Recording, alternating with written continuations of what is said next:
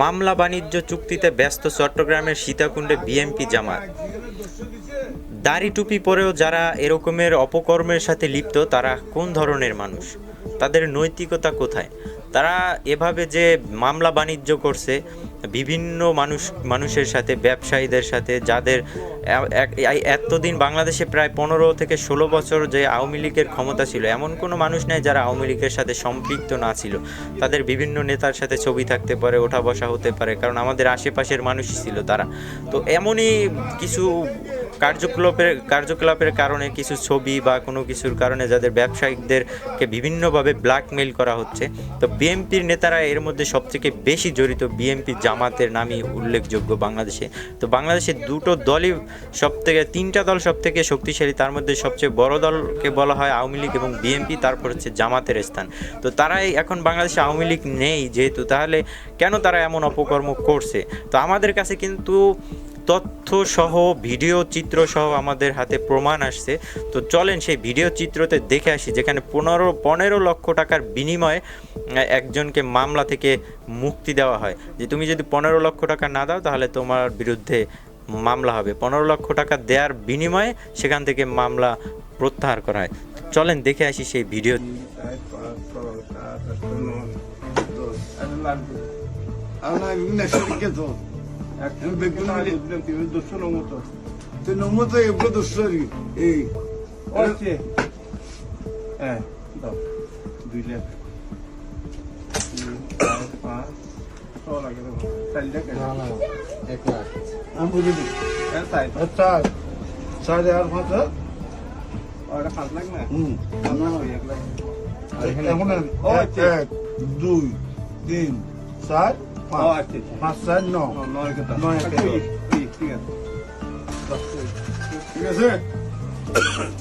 তোর কি আল্লাহ চিন্তা করছো?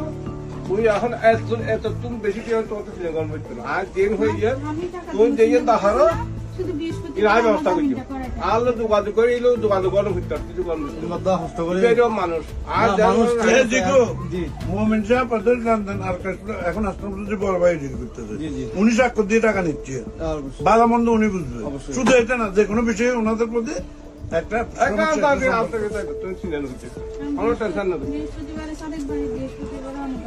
আমার করতে দেন, আমার কাজগুলো আমাকে করতে দেননি। ও দাদা আছে, দাদা আছে, এগুলো আশ্রম ভাই করি তারা দিকে হোক এত বাদে হর হতারে এখানে আশ্রম ভাই বললে কারো মারি ফেলে 2 মিনিট তো চিন্তা না, মরে যেত তো 2 মিনিট চিন্তা। মানুষ মারি ফেলে তেল আর ইয়ে কোনো ব্যাপার না। তো টেনশন করবে, হন চিন্তা করুন করতে না হঠাৎ তোমার হঠাৎ টেনশন করুন তখন আল্লাহ কাজ হারি ইনশাআল্লাহ। ভাবি ভাবি আর খাওয়া